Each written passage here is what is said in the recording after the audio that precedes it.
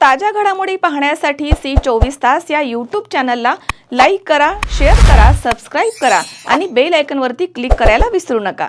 गुरुपौर्णिमा उत्सवाच्या निमित्तानं नेवासा तालुक्यातील श्री क्षेत्र देवगड इथे लाखो भाविकांनी भगवान दत्तात्रेयांचं दर्शन घेतलं।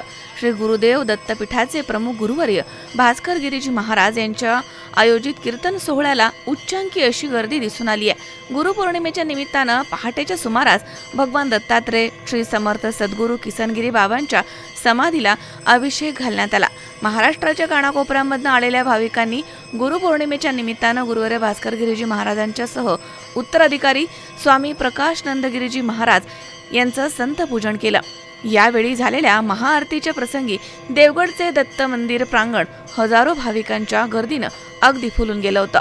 मंदिर प्रांगणामध्ये विविध दुकानं मोठ्या प्रमाणात थाटण्यात आली होती, त्यामुळे या ठिकाणी यात्रेचं स्वरूप आलं होतं। या प्रसंगी स्वामी प्रकाश नंदगिरीजी महाराजांच्या मातोश्री मीराबाई मते, आमदार विठ्ठलराव लंघे, रत्नमालाताई लंघे तसेच मुळा साखर कारखान्याचे व्हाईस चेअरमन बाळासाहेब पाटील, मेटे महाराज, बाळू महाराज कानडे यांच्यासह भाविक हजारोंच्या संख्येनं या ठिकाणी उपस्थित होते।